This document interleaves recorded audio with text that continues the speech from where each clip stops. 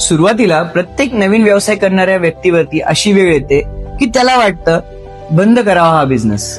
आणि याच एका चुकीमुळे खूप सारे व्यावसायिक आहेत जे अर्ध्यातूनच त्यांचा व्यवसाय सोडून देतात. कारण प्रत्येक व्यावसायिक सुरुवातीला नफा मिळवण्याचा प्रयत्न करतो आणि या नफा मिळवण्याच्या नादामध्ये कित्येक व्यावसायिक त्यांच्या आयुष्यामध्ये होणारे लॉसेस, त्यांच्या आयुष्यामध्ये येणारे नकार आणि या बऱ्याच गोष्टींमुळे त्या व्यक्तीच्या आयुष्यामध्ये जो त्याचा आत्मविश्वास आहे तो डे बाय डे कमी होत जातो. मी पण काही वर्षापूर्वी व्यवसायात उतरलो होतो.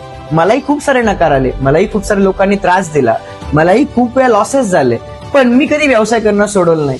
कारण एक गोष्ट मला माहित होती, आजचा संघर्ष हा कायमस्वरूपी राहणार नाही आणि आज येणाऱ्या अडचणी ह्या कायमस्वरूपी येणार नाही. म्हणून एक गोष्ट लक्षात ठेवा, व्यवसायात नुकसान होणं हे शेवट नाही, व्यवसायातून माघार घेणं ही खरी हार आहे. कारण शेवटी जिंकतो तोच जो शेवटपर्यंत उभा राहतो. सुरुवातीला प्रत्येक नवीन व्यवसाय करणाऱ्या व्यक्तीवरती अशी वेळ येते की त्याला वाटतं बंद करावा हा बिझनेस. आणि याच एका चुकीमुळे खूप सारे व्यावसायिक आहेत जे अर्ध्यातूनच त्यांचा व्यवसाय सोडून देतात. कारण प्रत्येक व्यावसायिक सुरुवातीला नफा मिळवण्याचा प्रयत्न करतो आणि या नफा मिळवण्याच्या नादामध्ये कित्येक व्यावसायिक त्यांच्या आयुष्यामध्ये होणारे लॉसेस, त्यांच्या आयुष्यामध्ये येणारे नकार आणि या बऱ्याच गोष्टींमुळे त्या व्यक्तीच्या आयुष्यामध्ये जो त्याचा आत्मविश्वास आहे तो डे बाय डे कमी होत जातो. मी पण काही वर्षापूर्वी व्यवसायात उतरलो होतो.